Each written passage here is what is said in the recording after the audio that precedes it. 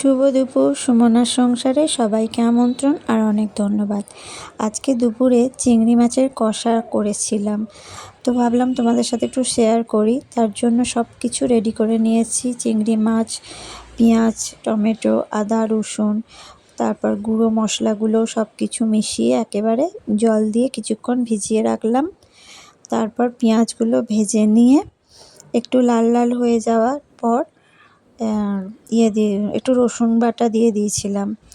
রসুন বাটাটা যাতে রসুনের কাঁচা গন্ধটা চলে যায়, তার জন্য পেঁয়াজের সাথেই রসুনটা একটু ভাজা ভাজা করে নিয়েছিলাম। তারপর টমেটোটা দিয়ে দিলাম। টমেটোটা দিয়ে এবার টমেটোটা গলা পর্যন্ত পেঁয়াজের সাথে একটুখানি কষিয়ে নিলাম। দেখো টমেটোটা গলে গেছে। এবার একেবারেই আমি পরিমাণ মতো নুন দিয়ে দিয়েছি।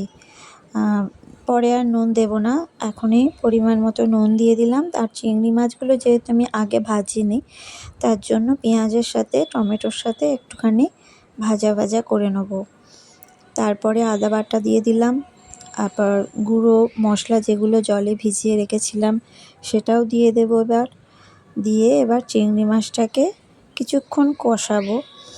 বেশিক্ষণ কষাবো না, কারণ চিংড়ি মাছ তো ভাজতে ভাজতেই সিদ্ধ হয়ে যায়। এবার দেখো কষানো হয়ে গেছে। এবার সামান্য জল দিয়ে একটু ঢাকা চাপা দিয়ে দেবো। তারপরেই রেডি হয়ে যাবে আমাদের চিংড়ি মাছের কষা। এটা গরম ভাতে, শুকনো ভাতে খেতে খুবই ভালো লাগে, তাই ভাবলাম আজকে একটু বানাই। দেখো আমাদের রেডি হয়ে গেল। গরম মশলা দিয়ে চিংড়ি মাছের কষাটা নামিয়ে নিলাম। দেখতে তো খুবই সুন্দর হয়েছিল। এবার দুপুরবেলা খেতে দেবো সবাইকে, খেয়ে সবাই বলবে কেমন হয়েছে। আমার ভিডিওটা যদি ভালো লাগে লাইক করো, কমেন্ট করো, সাবস্ক্রাইব করো।